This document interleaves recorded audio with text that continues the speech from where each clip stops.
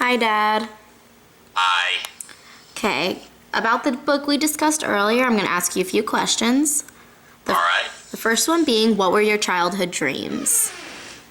Well, my first memories were seeing a large train on the tracks and seeing and feeling the vibrations and seeing the massive thing go by. And my parents ended up buying me a train set and extra parts. And I used to experiment with new track designs and how high it could climb. And then they started buying me things like thinking boy toys, they used to call them at the time. And I built radios. There was chemistry, astronomy, statistics, and I found out I had an interest in any of those items. Okay. Now, who or what was your biggest inspiration? My biggest inspiration was probably my father and just his dedication to service, his dedication to making sure that everyone was provided for, and making sure that we all had what we needed. From my mother, I got a lot of opportunity to experience different things. Okay. Now, have you followed the path of your childhood goals and dreams?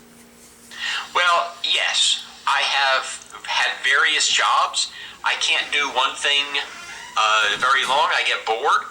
So I have had jobs where I've worked as in aircraft design and excelled at that. I have worked in manufacturing as a manufacturing engineer. I have worked in transportation as a transportation engineer. And in each one of those areas, I've come up with new and innovative ways. I have worked for contractors for the government and all kinds of different areas. Okay.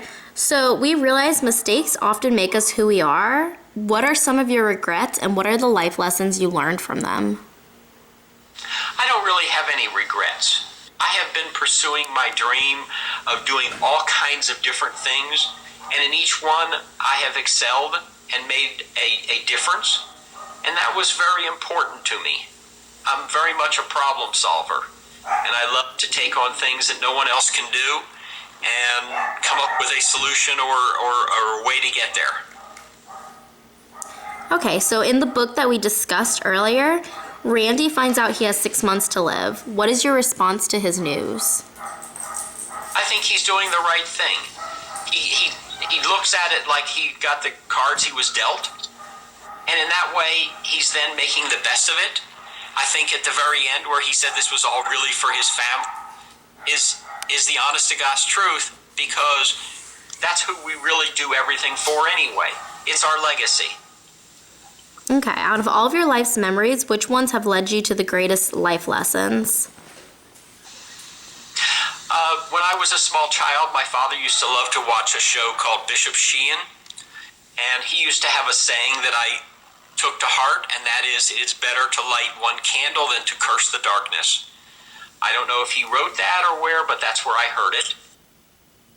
So I have always taken that to heart, and I've always tried to make the world a better place than where I found it to when I leave it. And I've always felt it's better to be part of the solution than the problem. Okay, now would you spend a few, what would you include in your last lecture if you had to give one?